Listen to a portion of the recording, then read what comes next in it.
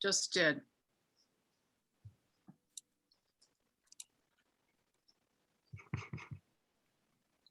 We need audio. Yeah, Julie, I don't think we have sound. $2 trillion into fossil fuels in the past 5 funding. Here's how we're going to get the Federal Reserve Bank to stop funding climate destruction. First, the problem. US banks have collectively funneled $1.2 trillion into fossil fuels in the past 5 years since the Paris Agreement. This is the money that keeps corporations like Exxon, Shell, and BP alive. And big banks aren't going to stop financing climate chaos on their own. They've told us that quite clearly. We're going to need oil and gas for a long time. We should lend to those companies to help make progress faster rather than divest from them. So there's a very direct economic connection, which if banks such as JP Morgan don't change their practices, ultimately it's very poor business over the longer term. Now, the solution. There is a way we can stop them. And it's the US Federal Reserve's job to do it. The Federal Reserve System, or the Fed, is a referee of the economy. It was created to regulate the economy for all the people. Not only do they have the legal authority to make fossil fuel finance less desirable and possibly set limits on financing of those fuels, it's their responsibility. Climate chaos is a disaster for all of us, including our economy. But under the current leadership of Chairman Jerome Powell, the Fed is failing on climate. But instead of supporting Black, Brown, and Indigenous communities hit hardest by the climate crisis and COVID-19, Powell's Fed bailed out the planet-killing fossil fuel industry to the tune of billions. Oil and gas corporations aren't suddenly going to stop fracking and drilling because it's the right thing to do. It's going to take the full weight of the climate movement pushing the Fed in order to stop them. Please sign the petition and share this video.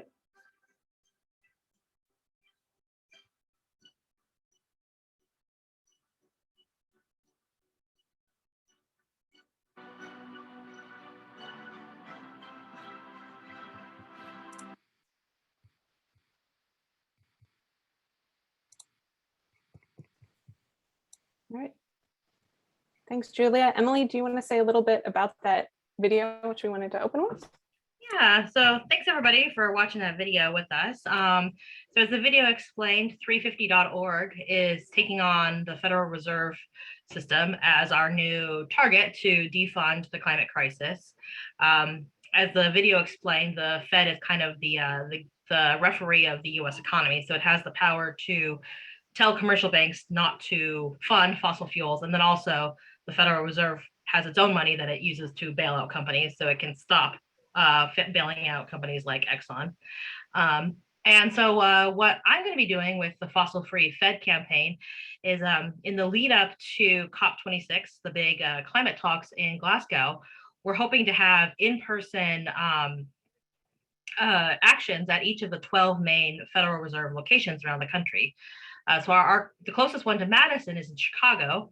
And what we want to be doing at these actions is not only demonstrating that this is both a local and a nationwide movement, but we really want to be emphasizing our asks that, you know, Biden nominate a climate-friendly chair for the Federal Reserve System. And we want them to stop funding we want them to stop the funding to the fossil fuel system. And we also want them to increase their investment in Black and Brown communities and other communities that have been hit hardest by the climate crisis.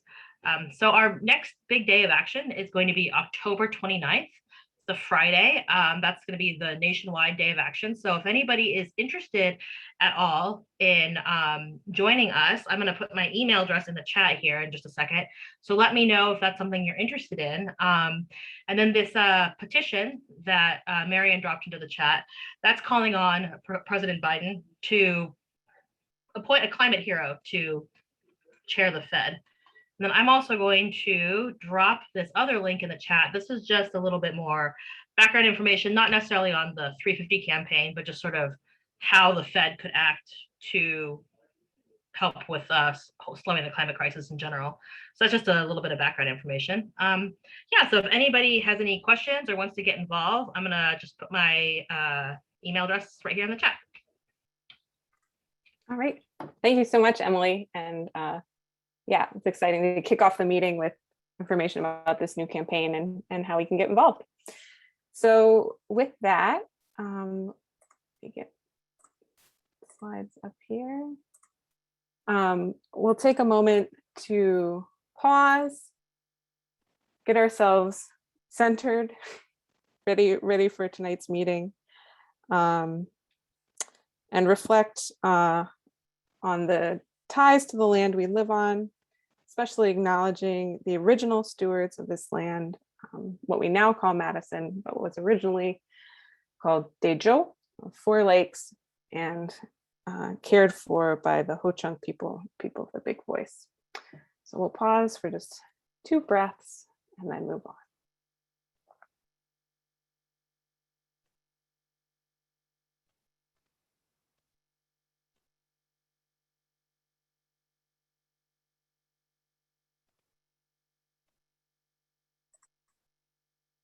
All right. Thanks for joining us tonight, everyone. Here's a quick overview of our meeting tonight. It is a jam-packed one, so I hope everybody's ready. We'll have a quick announcement about the new executive director for 350 Madison right after this, and then jump into our main speaker for the evening, Morgan Edwards. I'll introduce her when she's up. And then at 7:45, we'll have announcements from all the 350 Madison teams. There's a lot going on. It's really exciting. So looking forward to hearing from everybody. And then at the end, we'll have our breakout groups as usual for sort of smaller conversations about specific topics. So with that, I will turn it over to Gail, I believe, to introduce. Yeah. Okay. Well, welcome to our new executive director.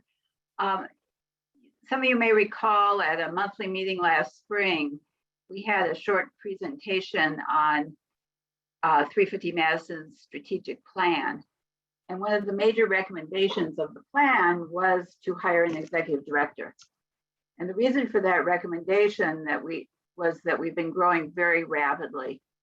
We have a lot more supporters and volunteers, and also the size and complexity of our campaigns and programs has been growing.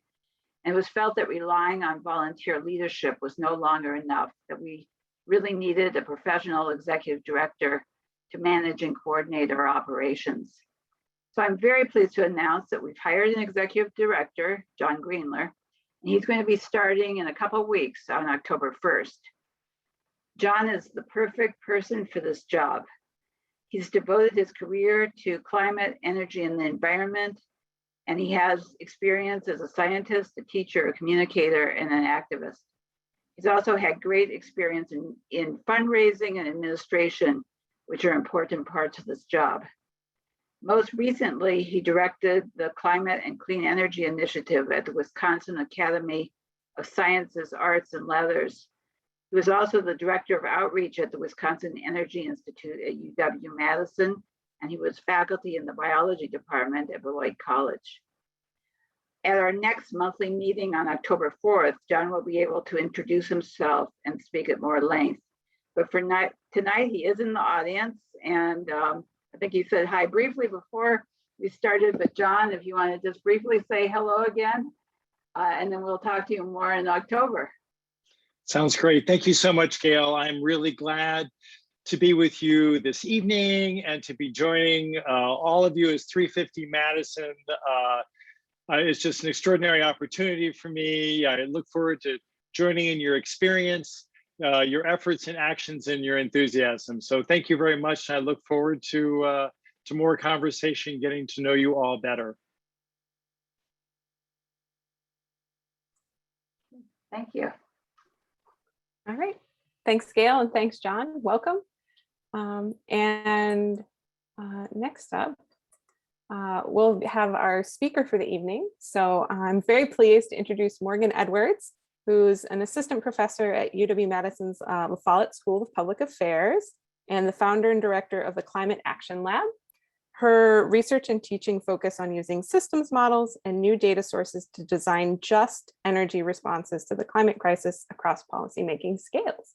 She'll be talking to us tonight about how we can use new data and models to understand the effects of state and local climate actions in the US. So Morgan, we see your slides. I think you need to unmute yourself and then you can take it away. All right, great. Hi, everyone. It's fantastic to be here tonight. So as Christina said, I'm Morgan Edwards. I'm an assistant professor at the Follette School, and I also run the Climate Action Lab here on campus. And so I know we're seeing kind of the fingerprints of the climate crisis everywhere right now. So from fires to hurricanes to flooding. And so I just wanted to begin this talk with one reason for optimism, and that's emerging collective action. And so we, of course, have the Paris Agreement, which is a framework for collective action among countries. But over the past several years, we've also seen many other actors make commitments to help address the climate crisis. And so these actors include city, state, and local governments, tribal nations, businesses, universities, and many others. And so today I'm going to talk about science to support and quantify these emerging collective actions.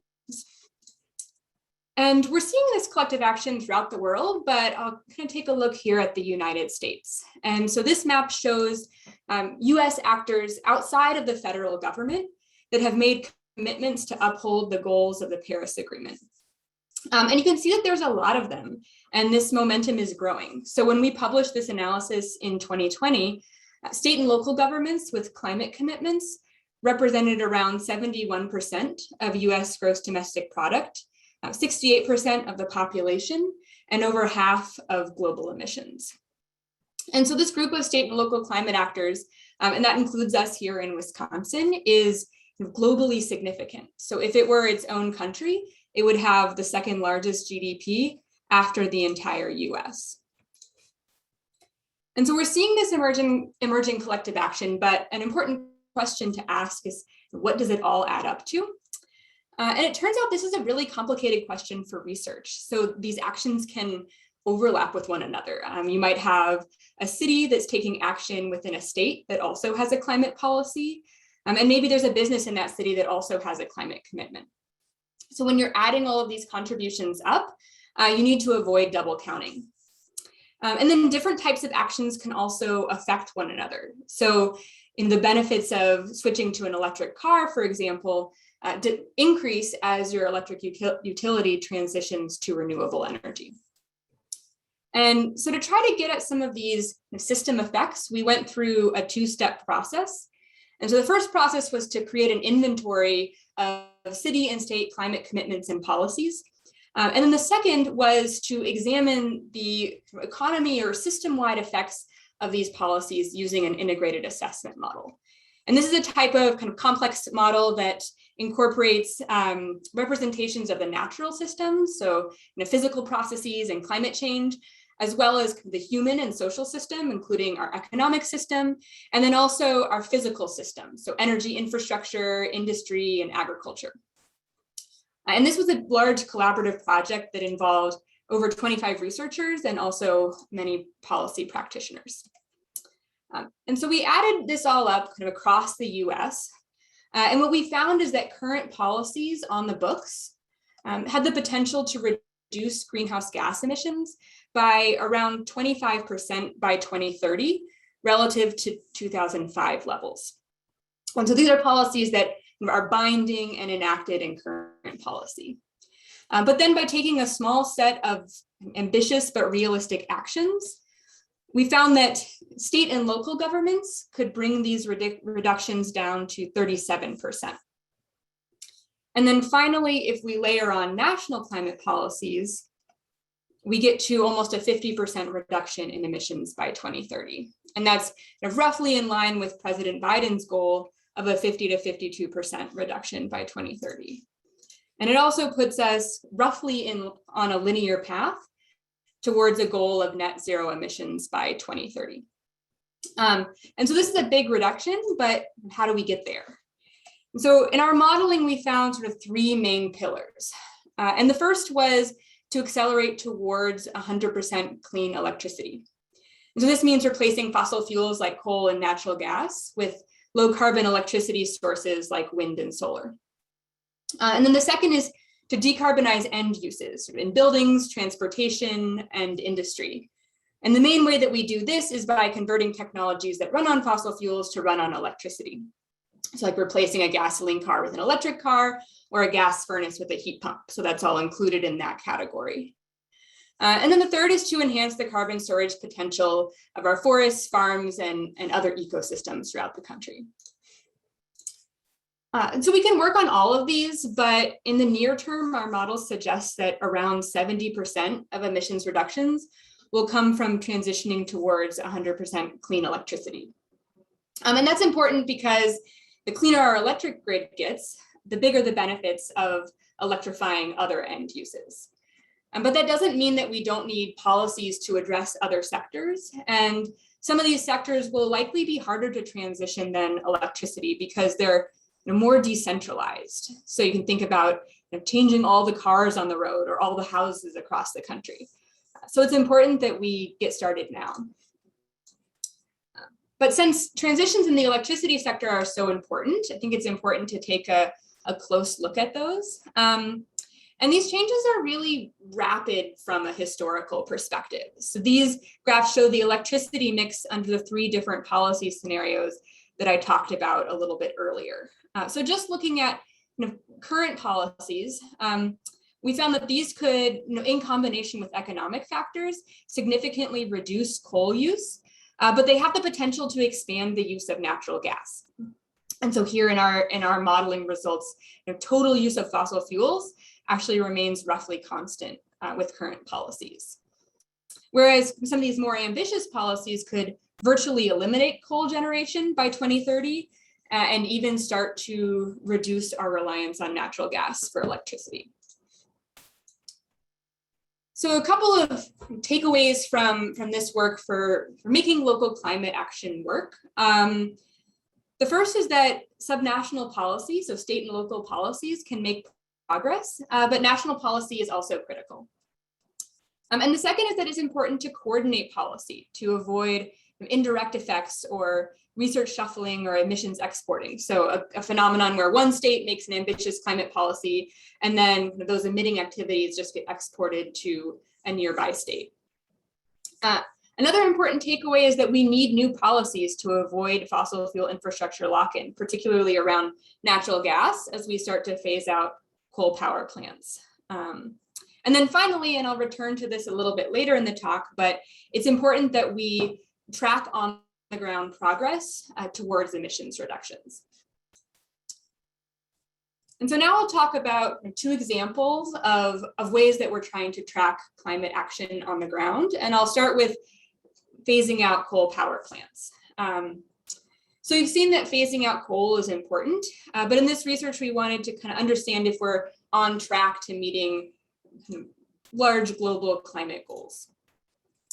And so what we found is that the global pipeline of both proposed and existing coal plants worldwide has declined in the past 5 years. So we started with around 3,000 gigawatts of coal, both operating and proposed in 2016. And then we've seen some additions, primarily from China, but also from other countries. And we've also seen some retirements. So in the US and Europe in particular, there have been a number of coal plant retirements, but we've also seen retirements in China and in other countries. And then finally, we've seen a really large number of cancellations. And again, these are led by China and India, but we've also seen cancellations of new plants all over the world. And that's encouraging from a fossil fuel phase out perspective because the best way to stop emitting is to never build the plant in the first place. And so now we're adding this all up together, we're down to around 2,500 gigawatts, both existing and proposed coal plants. And so that's less than it was before, but it also means that we still have a ways to go to phase out coal. And I also wanted to just kind of make a note about what's happening with COVID. So the operating coal fleet actually got smaller for the first time. It's not really perceptible here on this graph on the left. And that was kind of driven by slowing of commissioning of new plants, especially in countries like China and India. But also we saw some record retirements in places like Europe. So proposed plants have also been generally declining over time, but recently we've also seen an uptick in new plant proposals in the past 6 to 9 months. And that's driven largely by China. So this graph shows the global operating capacity broken up by different countries. And earlier in the pandemic, we saw some construction delays, we saw some temporary mine shutdowns, but we also saw an increase in permitting. And so we saw more permitting of new coal plants in the first half of 2020 than in all of 2018 and 2019 combined. So it's hard to know exactly how the pandemic will impact global coal power, but it'll depend a lot on whether countries prioritize green recovery or conventional energy infrastructure as they recover from the pandemic. And so we also wanted to ask, after sort of tracking these near-term coal developments, how do these trends compare to what's needed to meet climate goals? And so to answer this question, we again combined more detailed data. So here, unit level information about coal plants all over the world with this sort of systems modeling approach. And we use that to examine how the outcomes of different combinations of near-term coal policies and long-term climate targets. And so this is what things would look like in terms of emissions without any new policy. So this shows the emissions that we would expect from both existing, kind of in that gray, and proposed coal plants in those different shades of orange. And that's if all plants came online as planned and lived out their historical average lifetimes. And then this is a least cost coal pathway for meeting a 2 degrees Celsius and then a 1.5 degrees Celsius target. So these are the two targets that were discussed in the Paris Agreement and are kind of frequently talked about in climate policy. And so that means that to align with these goals in the coal sector, we need two things. So the first is to cancel all the plants that haven't yet come online. But then the second is to accelerate the retirement of our existing coal fleet. And so this graph here on the right shows the expected coal emissions if we placed different limits on the lifetimes of coal plants that are currently in the fleet. And our research suggests that if no new coal plants came online, a lifetime limit of around 35 years, so basically retiring all plants when they reach 35 years of age, is roughly consistent with a 2 degrees Celsius target, and a limit of 20 years is globally consistent with 1.5 degrees Celsius. But if plants that are currently under construction come online as scheduled, this reduces the allowed lifetimes for all plants by around 5 years. And they're reduced by yet another 5 years if plants in some of these early stages come online. I'm seeing a lot of questions in the chat, by the way. So I'm happy to answer those afterwards. Would that work best, Christina? Yeah, so there's a question about what are row countries, but row is the rest of the world. So any countries that aren't explicitly pulled out. So the way that we made a lot of these plots, we broke out the major coal users, and then we combined the rest of the countries into this rest of the world category. Yep, I think the other questions can wait. Okay. So this kind of gives that same picture. Again, we have broken out for the regional distribution of coal plants, both operating capacity and then those that are under different stages of construction, permitting, or even have just been announced. And you can see that China in green here is a significant contributor, but we also have large contributions from the US, particularly our existing fleets. The US doesn't have many new proposed plants, but we still have a largish operating fleet from a global perspective. And we also have fairly large fleets in India and Southeast Asia and other places.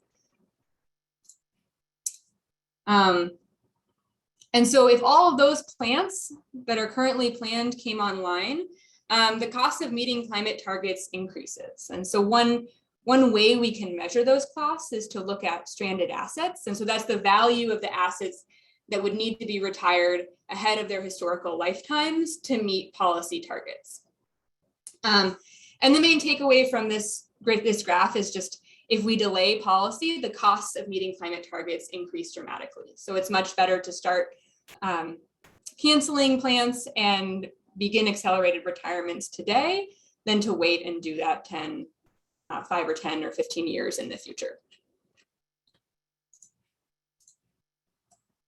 So some takeaways for thinking about coal phase out. The first is that a no new coal policy would reduce both climate impacts and also stranded assets risks. So it's sort of a win-win policy approach. But even with no new coal plants, that's not enough to meet climate targets. So we need to retire our existing fleet ahead of historical average lifetimes. And the more that we continue to expand our coal fleet, the faster the retirement timelines and the more stranded assets. And we'll see stranded assets throughout the world, but the risks fall disproportionately on emerging Asian economies with newer and larger coal fleets. And so with progress on coal phase out, the sort of next step is to think about natural gas. And in my group, we're working on projects looking at how to phase out natural gas plants for electricity. But another place where local action is already getting started is leaky natural gas pipelines. So obviously natural gas is a fossil fuel and we use it in lots of ways in our energy system. So we burn it in power plants to produce electricity, but we also use it directly in buildings. And that's the main way that we heat our homes throughout the US, but especially in colder climates like Wisconsin. And this gas gets delivered through miles and miles of underground pipelines. And there's a lot of research to suggest that these pipelines can leak. And this is particularly true in older cities on the East Coast of the US. So places like New York, Philadelphia, and Washington, DC. And so this map just shows gas leaks and repairs in the state of Massachusetts over a 1-year period. And you can also use this QR code or the link here to check out an interactive version of this map on our Climate Action Lab website. And the largest chunk of gas leaks that you see here is around the city of Boston, which is the largest city in Massachusetts. And in Boston, around 300,000 metric tons of natural gas leak out of pipelines every year. And these leaks are concerning from a climate perspective because methane is the primary component of natural gas, and it's a potent greenhouse gas. So it's the second largest contributor to climate change after carbon dioxide. And so when this natural gas leaks into the atmosphere, it's also warming the planet. And that means that addressing these leaks can be an important lever for near-term climate action. And we can design policies that address these leaks at many different levels and at many different stages of the supply chain. But here I'll talk just a little bit about state and local policy on the natural gas distribution system. And Massachusetts was kind of an early actor in this area. So in response to both new science showing the extent of the problem, but also really strong community engagement and activism, Massachusetts passed sort of a series of laws directing gas utilities to both report leaks publicly and to fix the largest leaks. And so this is a big win, but it's also just the start of the process. So our lab has been working with community groups in Massachusetts to try to understand how successful these leak reduction policies are on the ground. And this is something that we can do because utilities are required to report their activities publicly in Massachusetts. And this public reporting is the result of policy. And there were definitely some growing pains. So this gets to some of what I like to call kind of the plumbing of policy. So the things that we don't always think about, but can be really important. And in this case, it's making data publicly available and in the machine readable format. So that allows researchers and communities to engage with this data and use it to think about the effectiveness of policy. And so we use this data to map around 150,000 leaks and repairs over a 5-year period. And we use that to identify what we call repair failures. So those are situations where a repair is made. So they dig up the ground, attempt to repair a leaky natural gas pipeline, But then later a new leak is either repaired or reported in that same location. And what we found is that these repair failures are pretty common. So we found around 10,000 repair failures in Massachusetts over our study period. And that represents a failure rate of around 20%. And again, both repairs, leaks, and these repair failures sort of cluster around Boston, the largest city, but they're also spread throughout the state. And what this suggested to us is that these repair failures aren't limited to one particular utility or location or a year, but they're a widespread problem throughout Massachusetts. And since large leaks are particularly important from a climate perspective, we also did a set of direct measurements just focusing on the effectiveness of repairing the largest leaks. And what we did here is we measured the leak extent, which is just a proxy for emissions, both before and after a repair was made. And we found that over half of repairs did not successfully eliminate a leak. And this suggests that improving repair success is an important goal for making this an effective lever for climate action. But it also points to the benefits of transitioning away from gas, particularly in areas where these repairs have kind of a track record of not being successful. And one technology for doing this and electrifying home heating is, I have a question, what is SEI? So those are leaks with significant environmental impact. So that's the political term that was used in Massachusetts to refer to the largest gas leaks in the state. And so I know that I saw that 350 Madison recently had a talk on heat pumps. So we're doing quite a bit of work on that, but I didn't want to spend a whole talk on that since you just heard a lot about heat pumps. But I did want to say that we're doing some work in my lab trying to understand where heat pumps are being adopted in the US and implications for energy justice. And so energy justice refers not just to kind of equitable distributions of the harms of energy infrastructure, but also equitable distributions of the benefits of new clean energy infrastructure. And what we're finding so far is that race can be a significant predictor of access to heat pumps. And predominantly white neighborhoods are generally seeing higher heat pump adoption, even after we control for external factors like climate and energy costs and income. And so I just wanted to note also that there are some interesting community-led efforts going on right now to address energy injustices, specifically in home energy transitions. And one example of this is the same work group that I worked with in Massachusetts is collaborating with utilities and communities to design networks of ground source heat pumps, and then they're piloting these in environmental justice communities. So thinking about these investments in new energy infrastructure as a form of restorative justice in communities that have traditionally been harmed by energy infrastructure and pollution. So I'll just end by kind of zooming back out, and then I'm happy to take some of these questions. And these new models for collaborative climate action, I think, are really exciting. And there's a lot of research that's suggesting that both local and national action matter a lot. And that means that there's lots of ways to get involved. So, a lot of initiatives on fossil fuel phase out are community-led. The work that I did in Massachusetts was in collaboration with a community group called HEAT, but there are many other opportunities to participate in this kind of climate action tracking work. So that's whether it's low-cost sensors to monitor air pollution, pushing for more data to be publicly available, or just kind of staying politically engaged even after splashy policy commitments or announcements. So following climate impacts throughout the policy life cycle. And then I would just like to end by noting that, if you'd like to hear more about climate action in Wisconsin, you can join us on October 6th for the Follette Climate Policy Forum. So it's free to attend either in person, we still have that option right now, but also it's available fully online. And we hope to see some of you there. All right. Thanks, Morgan. There were a lot of questions in the chat. So I'll try to pick a couple, but you can Okay, also and I'm maybe happy to sort of scroll start through. answering them in the chat after my part too. I know Yeah. that, yeah.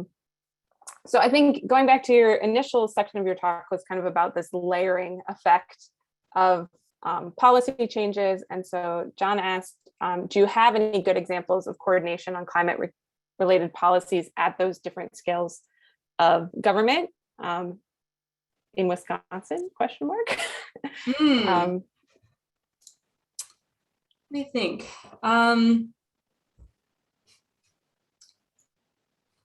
Let's see. I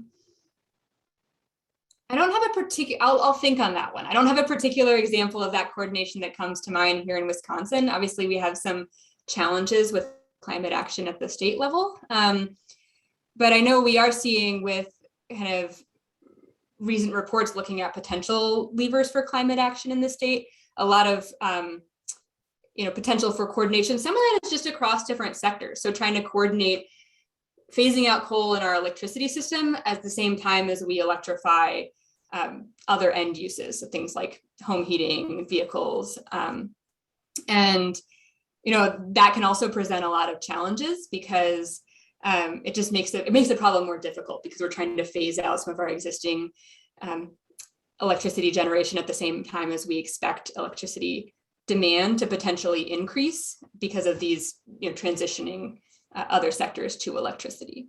There are some policies that are being discussed right now that we've seen adopted in other states that are trying to avoid some of these weird incentives that can happen when you don't coordinate these policies across sectors. And so one example is that utilities are traditionally rewarded for reducing energy demand.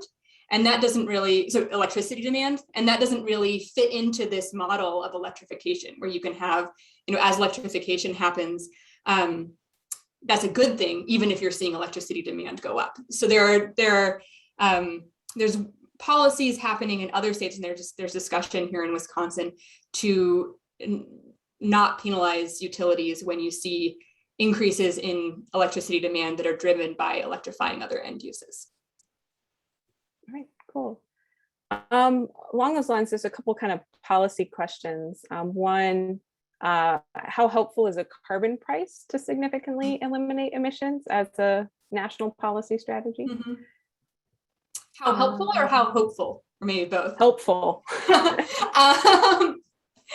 I think a lot of the research suggests, so the way that people talk about adding a carbon price is often it begins at a lower level and then it increases over time. So what that means is that it can definitely be helpful, but alone it's likely not enough. And that's particularly true when we start to think about some of these other non-emissions goals that we might have with climate action. So thinking about things like energy and environmental justice, that's not immediately captured in a carbon price. So I think it's a great piece of a policy portfolio, but I don't think by itself it will lead us to the future that we might want. Yeah.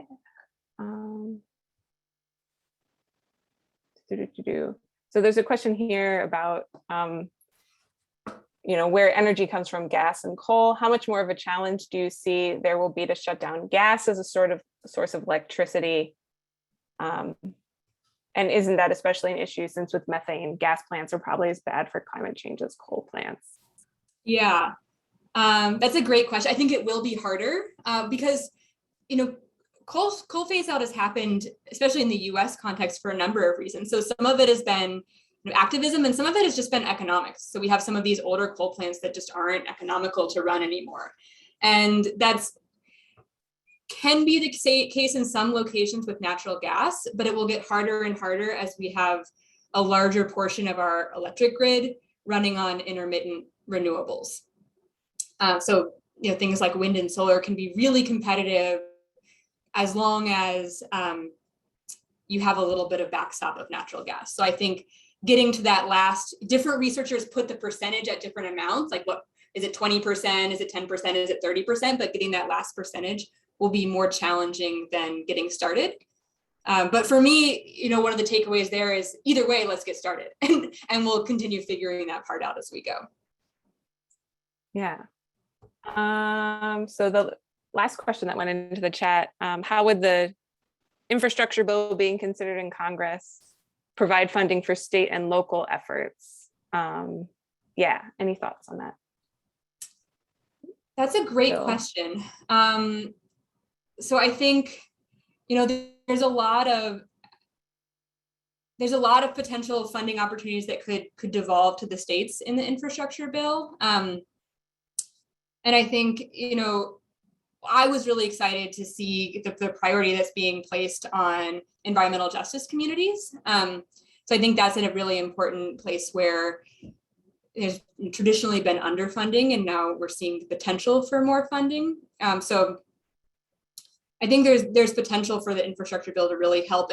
And something that's been exciting in kind of the climate action space is we're also seeing a lot of the technologies that we need to reduce emissions getting less and less expensive over time. And so that what that means is that in a lot of cases, we need kind of a smaller delta. So a smaller government investment can make these technologies cost competitive. And so that means that you can kind of get a big bang for your buck. Okay. And last question, this was from a bit earlier, but it's a nice transition to what we're talking about next. Can you say a little more about the Climate Action Lab's work and how it might relate to the activist advocacy community? You know, for instance, in 350 Madison, we wonder which advocacy policy strategy would give us the biggest impact for the effort. Is that something the Climate Lab could help with?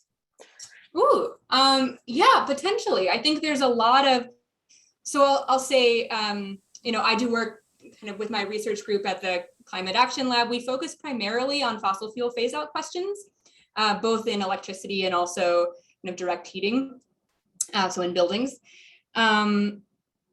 And a lot of our work is at the intersection of both systems modeling, but also kind of using new data sources to try to understand climate impacts in new ways. So I think there'd be lots of opportunity. There's also, yeah, with my teacher hat on at the Follette School, we do a lot of student projects. So there's a project particularly around questions about most effective climate actions. That could be a really great candidate for a capstone project for students. And I know we have like so many students who are really passionate about climate action and are excited to see projects and questions that relate to that space. All right, sounds good. Well, thank you very much, Morgan, for the presentation. It was definitely interesting to see the data collection and analysis, because that's something we think of, like, here's the policies, here's the goals, but then kind of seeing what happens. Mm-hmm. Yeah, that's also an important piece of the puzzle. Okay, I tried to pick questions out of the chat, but feel free to go back and look through and address anything that and I'll also be around. You said there was a small group discussion after, so I'll be around there, and I'm happy to chat more then too. All right, great, thank you. All right, so with that, we're going to switch over to all the different ways that you can take climate action, action for climate with different 350 Madison teams in the next little bit. So I think first up, we have the tar sands team, art collective. Phyllis, I think that's you. That's me. Okay. I'm not going to comment on the photos. They're just there to remind us of the struggle so far and the struggle that will continue. Unfortunately, line 3 is almost finished, and Enbridge says they plan to start sending tar sands oil through it sometime between September 15th and October 15th. But the fight is not over. Remember, for one thing, the Dakota Access Pipeline was pumping oil and then it got stopped. Unfortunately, then it got started up again, but maybe this time it won't be that way. Next. Although 2 Minnesota courts have rejected 2 lawsuits brought by various environmental and tribal entities, there are more lawsuits to be heard. One is a right of nature case that has not been heard yet, where manumin or wild rice is one of the plaintiffs. And there is still a federal lawsuit calling on the court to vacate the Army Corps of Engineers Clean Water Act 404 permit to discharge dredged materials into federal waters. Next. To quote a June article about that suit, quote, "The coalition of native tribes and green groups said the Corps' conclusions that the project carries no significant risk is overly narrow because it does not sufficiently consider the pipeline's indirect impacts on climate change. In their cross motion for summary judgment, the Corps denied claims that it had acted arbitrarily or capriciously when it found that greenhouse gas emissions related to the permitted activities would be negligible to minor," unquote. Well, that's them. Okay. So hopefully our side will win this lawsuit when it's finally heard. But for now, our most important target is the Biden administration, which could revoke those permits and or call for an environmental impact statement that considers the pipeline's effect on climate change. Next. So you can now go to stopline3.org/call to get some talking points and to be patched through to Biden's office. And this works between the hours of 10 a.m. and 2 p.m. Central Time, Tuesday through Thursday. Next. So we're in luck because we can do this tomorrow. It's Tuesday. If those times are not good for you, just call anytime and the recording will tell you where to send an email. And once you've done this, please make a goal of how many friends you can get to do the same, and then use social media or email or the phone and make it happen. Remember, everything you do has an effect, and we are part of a huge movement, and we are building on past efforts. Truly, we are standing on the shoulders of giants. Next. Next is our Line 5 update. The next official thing to happen in the regulatory process is for the Department of Natural Resources to publish their draft environmental impact statement on the proposed expansion of Line 5 through Ashland and Iron counties. The DNR started working on it last August, and after many delays, it seems that now it could drop really any day. Next. When it does, we need to generate a huge response. You will be needed to participate in any of these ways: virtually attending a DNR hearing, testify at the hearing, expertise not needed, just a strong opinion. Submit a public comment for the record, write a letter to the editor, participate in creative actions like this one to generate media interest, and use your social media to spread the word.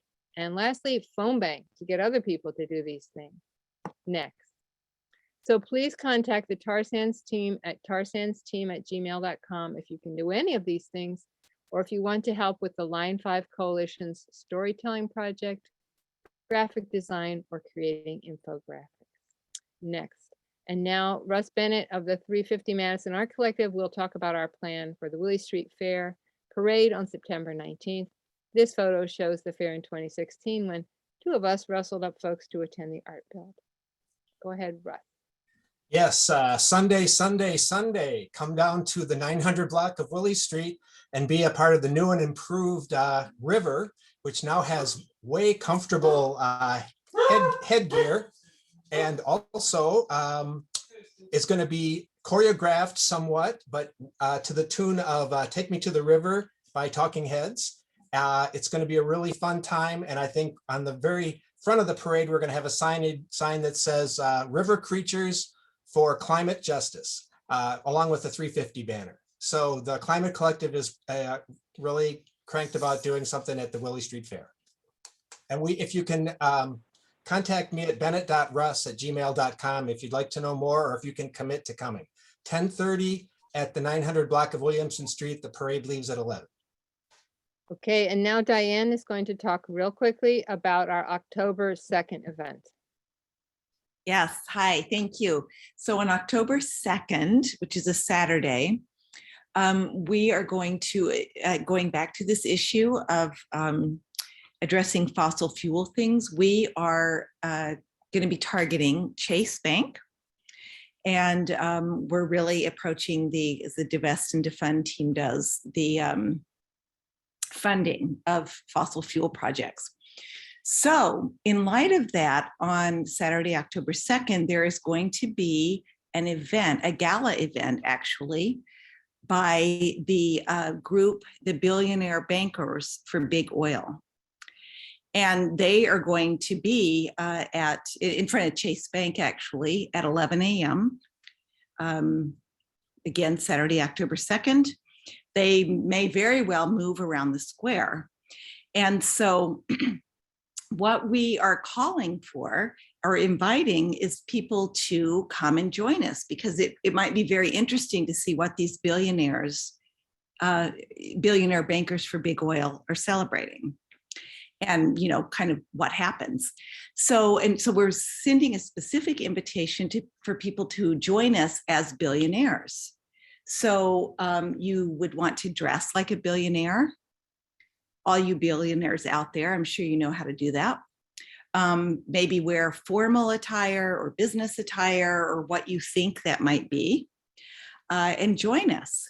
So your job would be to kind of watch the spectacle unfold and to cheer wildly when the billionaires are toasting and making whatever proclamations they're making, which we know are totally false and they're cover-ups. And that's what we're exposing. So there will be information on attached to 350's Facebook event, our Facebook events page. And I will also put my email address in the chat if anybody has more questions. But the more billionaires we can have attending this, the better, because we'll get more attention at the farmers market. We're more likely to draw media attention, et cetera. So we would really, really love to have all of you join us and your friends. Okay, I'll put my email in the chat. Thank you. Thanks, Diane. Oh, there's the thing. Any concluding announcements from the tar sands or the rest of the fund teams? No, that was it. Thank you. All right. So I think up next is the fundraising team. Hi, everybody. And or Chiamaka. Yeah, hi, everyone. I'm Stephanie Robinson. I'm the development director for 350 Madison. And I wanted to start by thanking everyone who participated in our summer fundraisers. Our fundraising team put together some great events this summer.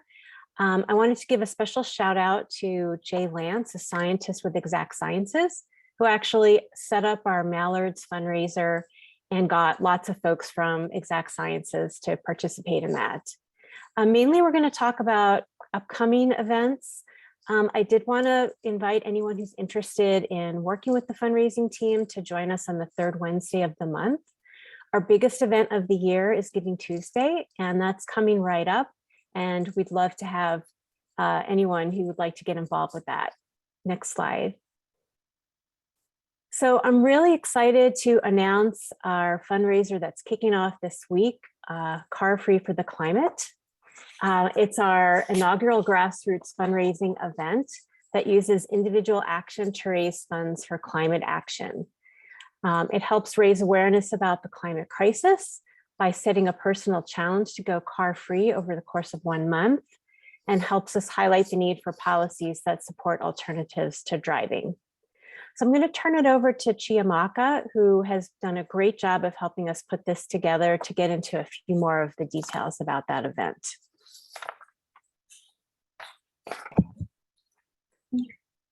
Next slide, please. Hi, everyone. Thanks for joining us today for this meeting. So just some quick logistics on how to get started.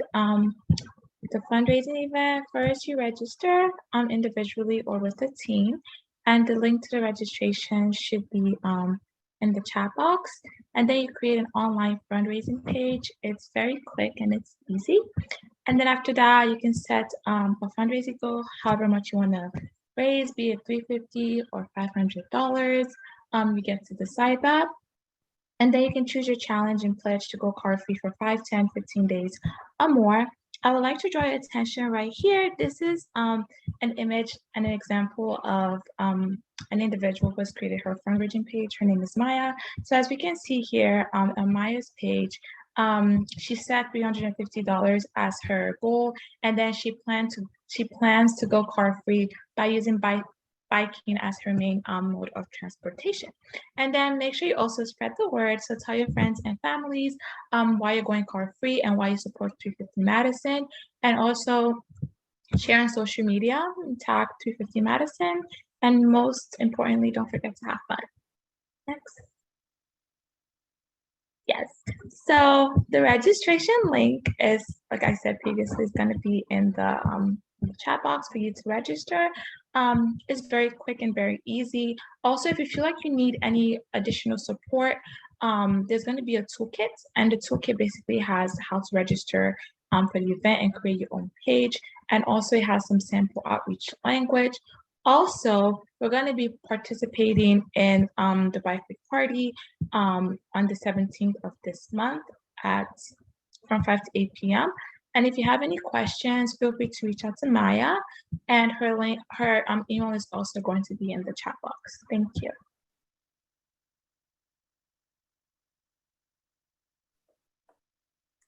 All right, is that it for the fundraising team? Yeah, that's it. Thank you. Okay. All right, great. Now we're over to Community Climate Solutions. I'm not Hi, sure who's everyone. presenting.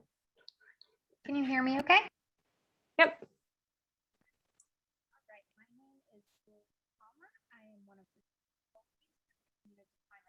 Oop, now I can't. Oh, now you can't? Hang on. What's my headphones?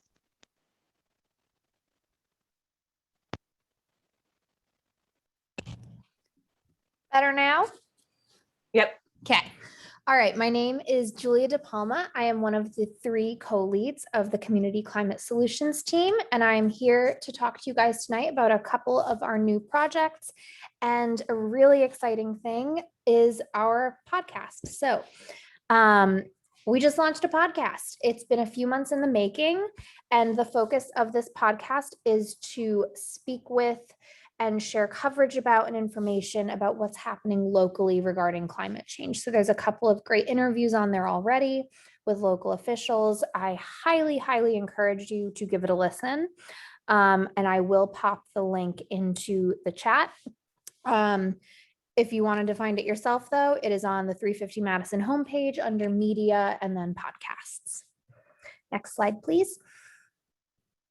Okay, so within the Community Climate Solutions team, we have a few different place-based groups. One of them is the Madison Community Working Groups. We also have community working groups in Middleton, Monona, and one for Dane County as well, among others.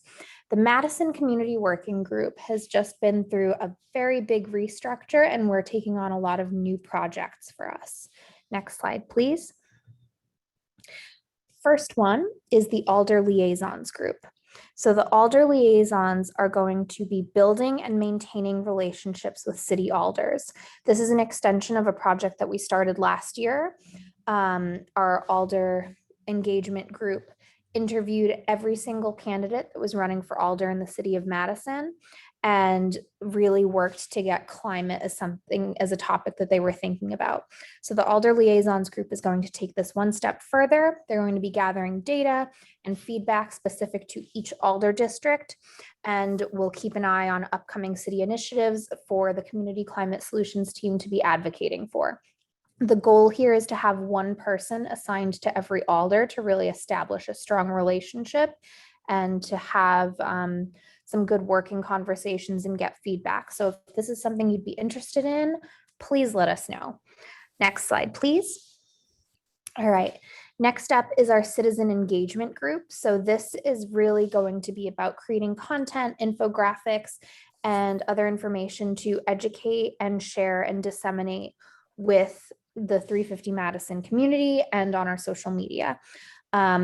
The Community Climate Solutions team has done a lot of great research recently and created documents to be shared with city officials, but we really want that to have a wider reach and to make it understandable for the average citizen who doesn't have time to read, a 30-page document. So that's what the citizen engagement team is going to be doing, educating and sharing information with our local community about what's been happening locally on a climate level. Next is the City Council Climate Corps. Oh, thank you. So the City Council Climate Corps is going to be tracking City Council initiatives and working to advocate and garner support for climate forward policies. Most recently, we had the EV ordinance, the stormwater ordinance. Those were some things that the City Council Climate Corps was garnering support for and contacting people about. So it's really important to keep an eye on those changes that we can make an effect at a local level, and making sure that citizens are advocating and making their voices heard about those climate forward policies. Next slide, please. So regarding team meetings, if you want to get involved, we have a meeting coming up on Thursday, the 16th from 5 to 6 p.m. You can contact Susan Millar if you'd like to join. We also have our state policy group that is working on wider policies throughout the state. They meet on the first and third Wednesdays of the month, and you can contact Gail Nordheim about that. And I will put the link in the chat regarding the podcast. And thank you all so much for your time. Yeah, thanks, Julia. There's a lot of great opportunities to get involved there. I think next we have the climate justice team, Tanis. Yes. Hi, everyone. I am Tanis Mathieson, and I'm a co-lead of our climate justice team with Marion Friedel. And we wanted to tonight update you on some actions related to the F-35s. As many of you know, the Air Force made the decision in April to locate a squadron of F-35s at Truax as part of the Air National Guard's 115th Fighter Wing. And they will be replacing the old F-16s, and they're scheduled to arrive in 2023. As you may know, there are many negative impacts to the F-35s. For climate change, it's the CO2 emissions that are the biggest consequence. And you can see on the slide there's a little bit of information about the amount of CO2 emissions. I mean, there's a lot of detail. If you're very interested in this topic, there are a lot of reports you can read and things like that. We just put a couple of the high points on the slide tonight. So that's the impact for the negative impact for the climate, but then there's also direct impacts for the people who live in the area, and it's the unsafe noise levels. The F-35s will be 4 times louder than the current F-16s, and the environmental document that was done indicated that that's supposed to be 1,000 on that slide. It's like 1,368, I think, is the number of homes that could potentially be considered incompatible with residential use once the F-35s start flying. There are other negative consequences as well. I mean, the construction of the facility is going to be costing $100 million. One of the first contract for $9 million has already been let, but there are many more to come. So it's the military spending, and there are toxic chemicals also that will be used as a part of this military effort. So there are just a lot of negative consequences. And many of you may think that the fight is over, as I did before I became aware of Safe Skies Clean Water. They are still fighting against this location. They've filed 2 lawsuits. One of our members, actually, Kathleen Henry, is the lawyer for Safe Skies Clean Water, and they filed 2 lawsuits contending that the environmental analysis that was done was not adequate. And so we'll see where those lawsuits go. We're encouraging people to write letters to the editor, to write to city council members, state officials, and our Congress people. Unfortunately, Tammy Baldwin is still supporting this. So anything we can do to continue to fight this, I think could potentially be helpful. There's also a work group that was formed by the City Council. If anyone is interested in following along with what the city is doing on this topic, there's a work group called the Environmental Justice Work Group, and they're looking at mitigating some of the impacts of the F-35s. If you're interested in that, let me know. I can put my email in the chat. And there's also, I think, going to be a link in the chat to the Safe Skies Clean Water website. We were going to announce tonight that there is was going to be a car caravan and art build this Sunday, but actually, luckily, it's been postponed. And so stay tuned on when it will occur. I believe we'll post about it on our social media, but with the Willy Street Fair activity going on, maybe it's a good thing that it's been postponed so we don't have to be in two places at one time. And then, so that's just a really quick overview of the F-35 issue. A couple of other opportunities that I wanted to mention. There's a series of events being held outdoors called Solidarity Saturdays. It's being sponsored by Allies for Black Lives Madison and Families for Justice. Whoops, I forgot to put the topic this month. So there are 4 sessions, 2 have already happened, 2 more to go. Saturday, September 25th, the topic is redistribution of wealth. These are all held outdoors at city parks. The location is still to be determined. So I again believe there's going to be a link put in the chat for the Allies for Black Lives Madison Facebook page, and they will post the location for the Saturday, September 25th event. And then the climate justice team is going to be leading the discussion on October 30th. Again, that location will be at a park, but it's to be determined. And we're going to be talking about, and I neglected to say at the beginning, and I'm sorry about that, that this series is focusing on racism and the associated and related impacts of racism. So the second month's topic was racism in education. So it's all about racism, and we're going to be focusing on climate and capitalism and racism and how capitalism and racism affect climate change. And then just real quick, the Nehemiah Center, as you all may be familiar, a number of us took a African-American history class with them, and we've formed a bit of a relationship with them, and they've called for volunteer facilitators. Sounds like a very interesting conversation on October 6th. If you're interested in volunteering, you don't need any training. They just want folks to lead the discussion or keep the conversations going. And I think there may be a link in the chat for that form to fill out if you're interested in facilitating that conversation. And then just one last item, and that is that we are co-sponsoring the Sierra Club Wisconsin Chapter's Environmental Justice Series. The 2 first topics are shown there on the slide, and then there are more. I believe there are 5 altogether.